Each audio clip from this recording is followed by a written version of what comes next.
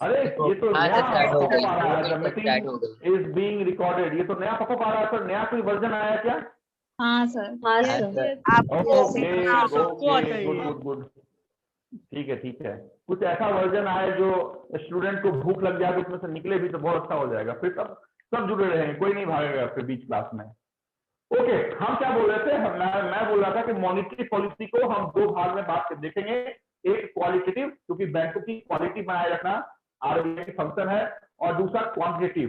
Quantitative क्या है automatic आप समझ जाएंगे। बैंकों की क्वालिटी बनाए रखने के लिए जिस सेक्टर में पैसा ज्यादा इन्फ्यूज करना है, मतलब डालना है, वहां पे क्रेडिट रिक्वायरमेंट क्या किया जाता है, मतलब जो मार्जिन है, मार्जिन वहां पे कम कर दिया जाता है। अगर ज्यादा हमें इन्फ्यूज करना है तो मार्जिन उसके आधार पे बढ़ता और घटता है। This is first tool of qualitative credit control, that is margin requirement. I hope कि मार्जिन रिक्वायरमेंट का मतलब आपको समझ में आया होगा कि कौन मार्जिन फिक्स करता है, क्यों आखिर होम लोन हम 100% फाइनेंस नहीं करते हैं। आप अगर 1 लाख रुपए का गोल्ड लेके जाते हैं तो क्या 1 लाख रुपए आपको मुथूट फाइनेंस देती है या 80,000 रुपीज आपको देती है? तो ये डिपेंड करता है आरबीआई पे। आरबीआई कहती है कि इस सेक्टर में आप इतनी मार्जिन रख के बाकी के पैसे आप कस्टमर को दे सकते हैं। तो first is margin requirement, second is credit regulation. लिखते भी चले आप लोग, क्रेडिट रेगुलेशन क्या होता है। Credit regulation, suppose state bank of India के पास पैसे ज्यादा हैं तो स्टेट बैंक ऑफ इंडिया चाहेगी कि हम कम रेट में ही ज्यादा मार्केट में फाइनेंस करें। सुने मैं क्या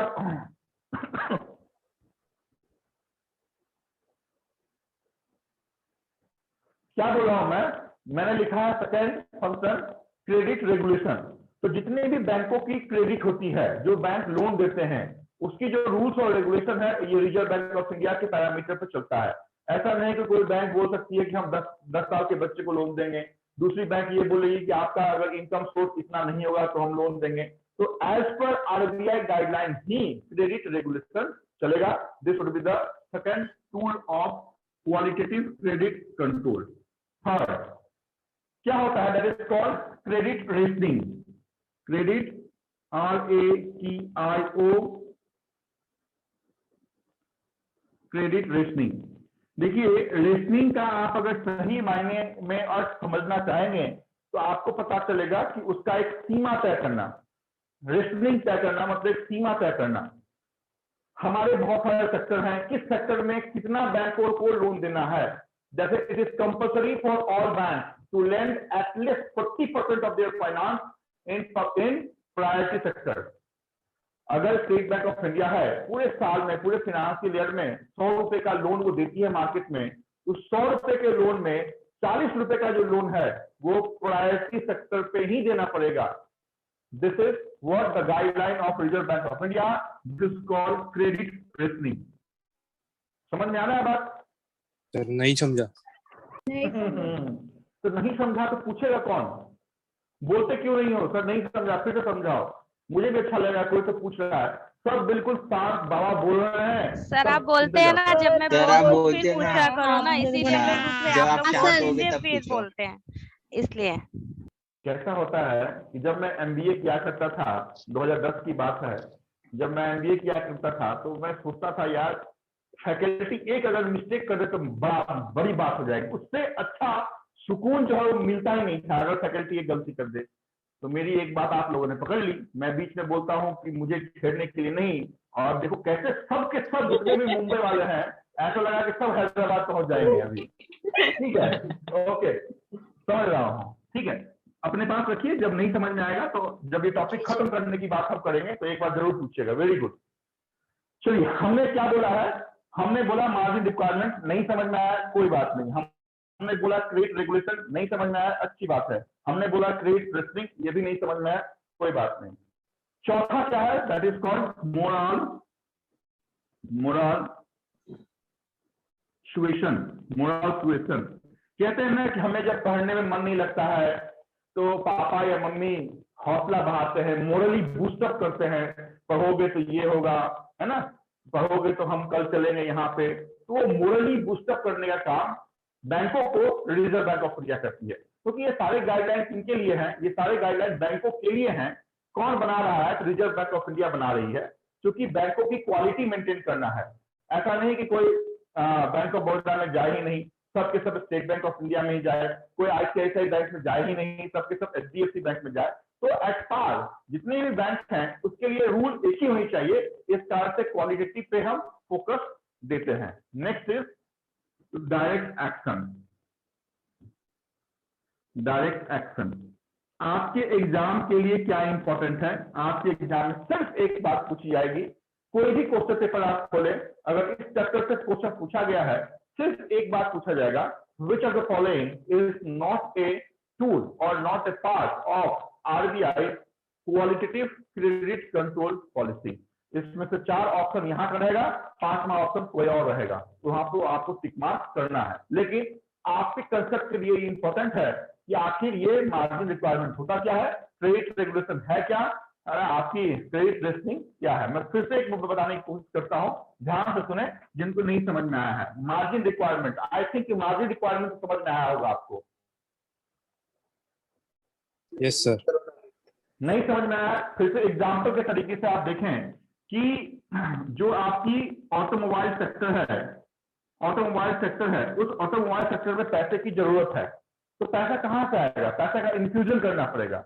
इन्फ्यूजन करने का मतलब कि बैंक अगर लोन देगी तो ही पैसा मार्केट में आएगा।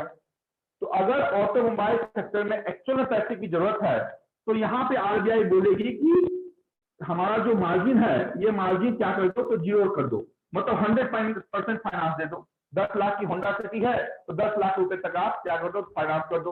तो 10 के 10 लाख किसमें आ जाएगा? तो ऑटोमोबाइल सेक्टर में आ जाएगा। लेकिन अगर आरबीआई ये कहती है कि नहीं, इतनी ज्यादा पैसे की जरूरत नहीं है, अगर 80% भी हम फाइनेंस करते हैं तो ऑटोमोबाइल सेक्टर ठीक ठाक चलता रहेगा, उस कंडीशन में मार्जिन जो रिक्वायरमेंट होगा वो 20% कर दिया जाएगा। मतलब कस्टमर 20% पे करेगा और 80% कौन पे करेगा? तो बैंक फाइनेंस करेगी। तो ये क्या होगा? तो ये आपका जो बैलेंस है वो मार्केट में ऑटोमोबाइल सेक्टर में चलता रहेगा। तो ये हम कहते हैं मार्जिन रिक्वायरमेंट। गोल्ड लोन है, 15% का मार्जिन है।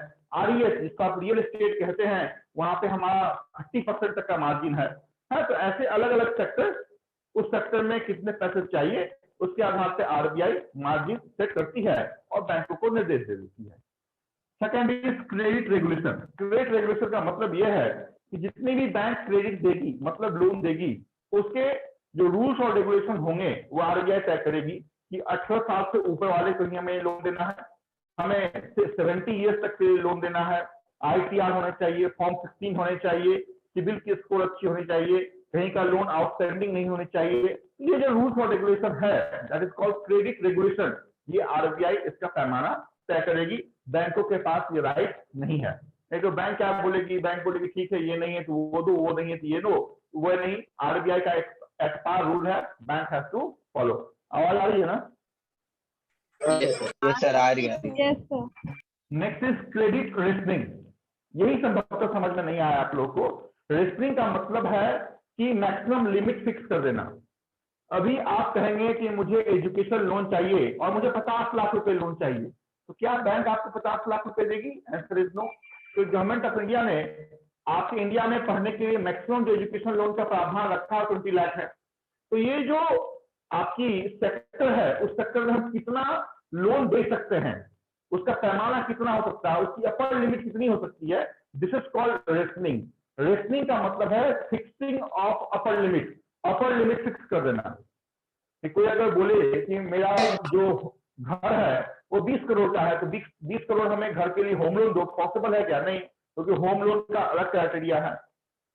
जो ऑटोमोबाइल है उसके लिए हम मैक्सिमम 35 लाख तक लोन देते हैं। ऐसा नहीं कि कोई सा भी दुबई का 8 करोड़ की गाड़ी को खरीदने के लिए हम लोन दे देंगे। तो ये जो अपर लिमिट है, ये रिजर्व बैंक ऑफ इंडिया उस मार्केट में लिक्विडिटी कितना चाहिए कितना नहीं चाहिए, इसके आधार पे क्या करती है, तय करती है। मोरल सॉल्यूशन आप स्पष्ट समझ गए कि बैंकों को मोरली बूस्टअप करना, उनको ईमेल करना कि अभी ये केवाईसी अपडेशन करना है, मनी लॉन्ड्रिंग नहीं करना है ना, या फिर गवर्नमेंट के ये प्लान आपको इंट्रोड्यूस करने हैं, प्रधानमंत्री जनधन योजना आपको इंट्रोड्यूस करना है, प्रधानमंत्री फसल बीमा योजना आपको इंट्रोड्यूस करना है।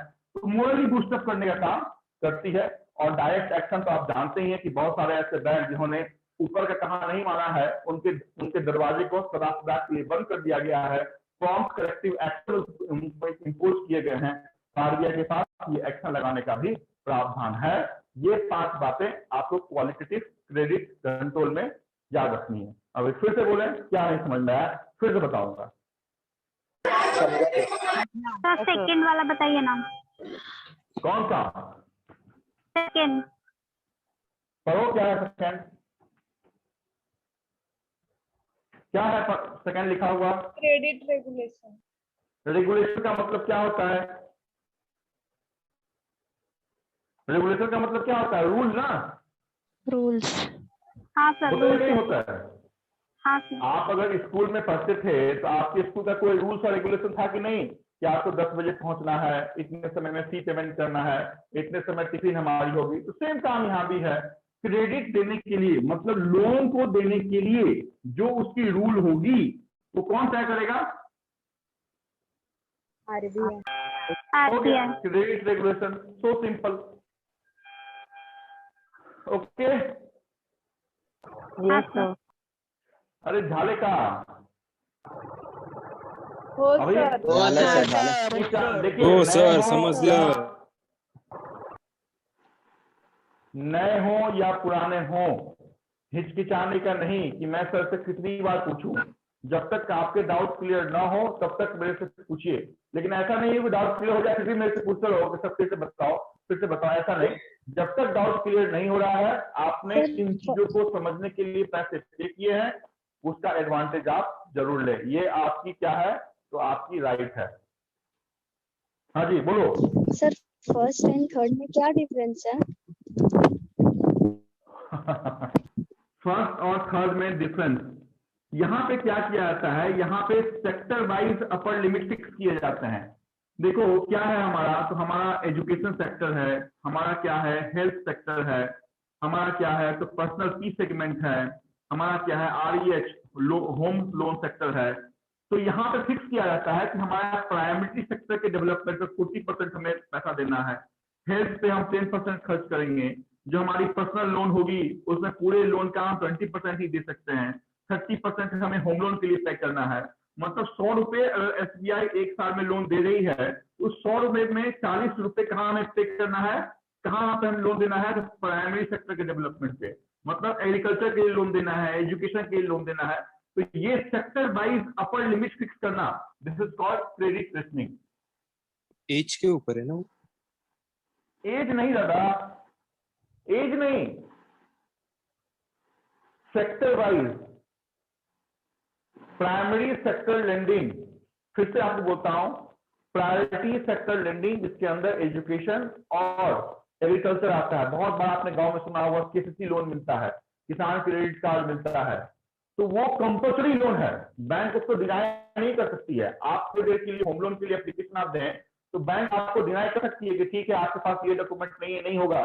लेकिन अगर आप कहीं पे आपने एजुकेशन के लिए आपने कहीं पे क्या एडमिशन लिया है, बैंक किसी भी कंडीशन में आपके एजुकेशन लोन के प्रपोजल को डिनाई नहीं कर सकती है। वो कंपल्सरी हमारा क्या होता है तो लेंडिंग होता है, that is called priority sector lending. तो ये sector wise upper limit fix किया जाता है कि 40%, मतलब एक साल में जो वॉल्यूम हम लोन दे रहे हैं उस वॉल्यूम का 40% हमें प्रायोरिटी सेक्टर पे देना है, 30% हमें होम लोन सेक्टर पे देना है, 10% हमें पर्सनल लोन सेगमेंट पे। पूरे इंडिया में पूरे बैंकों का मिला के वो सेगमेंट फिक्स किया जाता है। और जो पहला है उसमें मार्जिन रिक्वायरमेंट है। मार्जिन का मतलब कितना कि आपको अगर हम गाड़ी खरीदने के लिए लोन दे रहे हैं तो 20% आप लगाओ, 80% हम लोन फाइनेंस करेंगे। अगर 1 लाख रुपए का गोल्ड आपने रखा तो 20% हम अपने पास रख के 80,000 रुपए आपको लोन दे देंगे। जब आप 80,000 प्लस उसका इंटरेस्ट पे कीजिएगा, अपने गोल्ड को आप ले जाइए। This is called first, and sector wise upper limit fix करना, दिस इज थर्ड। अभी बताओ क्या नहीं समझ में आया? सर फोर्थ वाला एक बार रिपीट करो ना। आप कौन सा? Model suasion. Moral suasion means what कि KYC। आरबीआई अपने सर्कुलर्स के माध्यम से, आरबीआई अपने डायरेक्टिव्स के माध्यम से, आरबीआई अपने गैजेट के माध्यम से बैंकों को ये निर्देश देती है कि आपको ये काम अभी करना है, चाहे वो केवाईसी अपडेशन हो या फिर मनी लॉन्ड्रिंग का वो काम हो या फिर कोई भी जो भी बैंक अपना फंक्शन करती है ना, कि हम अभी क्या करते हैं, कॉलिंग करते हैं कस्टमर को हम कि आपको इतना लोन सैंक्शन हो गया है। तो ये सब आरबीआई की एक गाइडलाइन है जिसमें आरबीआई बैंकों को निर्देश देती है और वो निर्देश देना मोरल सुएशन कहलाता है। That's it. आज मुझे लग नहीं रहा है कि आज दूसरा कोई टॉपिक आप लोग लेने देंगे। हाँ, ओके, चले आगे हम। Yes, sir. Yes, sir. हाँ सर। Yes. आपके एग्जाम्सन के लिए क्या इंपॉर्टेंट है वो भी मैंने आपको बता दिया। आपके एग्जाम्सन के लिए सिर्फ इतनी बात इंपॉर्टेंट है कि क्वालिटेटिव क्रेडिट कंट्रोल में क्या नहीं आता है। इस 5 को छोड़ के छठा कोई भी आपके ऑप्शन में दिखेगा, that will be the right answer of which of the following is not the part of qualitative credit control. बोलो क्या हो गया। क्वांटिटी में क्या आता है, तो क्वांटिटी में वो आते हैं जिसकी बातें ऑलरेडी हमने कर ली हैं, दैट इज बैंक रेट, जिसको हम काउंट कर सकते हैं, that is repo rate, that is reverse repo rate, that is CRR, that is SLR। यहां तक की बातें हमने आपके साथ की है। एज ऑन डेट कितना है आपका बैंक रेट? 4 पॉइंट कितना है? 5%. 4.25%. रेपो रेट कितना है? 4%. Very good. Reverse repo rate 3.35%. 3.35%. Very good. CRR 18. 18%. CRR 4% and SLR is 18%. So these are quantitative credit controls along with OMO, MSF and LAF। ये क्या होता है ये मैं आपको बताऊंगा, बट अभी के समय में सिर्फ आप इतनी बात लिखें, मॉनेटरी पॉलिसी को 2 पार्ट में तोड़ें, लेफ्ट हैंड साइड लिखें क्वालिटेटिव, राइट हैंड साइड लिखें क्वांटिटेटिव। क्वालिटेटिव में क्या क्या आते हैं तो आप लिखें मार्जिन रिक्वायरमेंट, ये रिक्वायरमेंट है, margin requirement. CR for credit हम जब भी यूज करेंगे CR तो credit, DR for debit, credit regulation, credit rationing, moral suasion and direct action. Whereas as far as quantitative credit control is concerned, bank rate, repo rate, reverse repo rate, CRR, SLR, OMO, MSF and LAF। Sir सुनो ना, आपने cash reserve ratio 3.5% लिखा है। क्या हो गया? Cash reserve ratio 3.5%। कौन सा है? नहीं समझा, फिर से बोलो। सर आपने कैश रिजर्व रेशो लिखा है ना, उसका परसेंटेज 3.5 है ना? 3.5 CRR 3.5, yes। CRR at present 3.5। हाँ सर।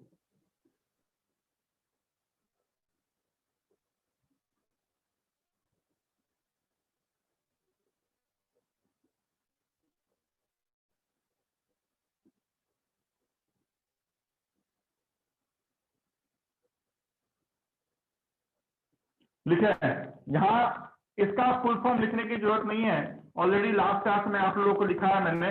सिर्फ ये जो 3 अंत में लिखा हूं इसके फुल फॉर्म को आप लिखें। जब आ जाए इस पे तो आप बताएं, ये मैं पहुंच गया हूं तो मैं बताऊंगा कि फुल फॉर्म हमने क्या लिखे हैं।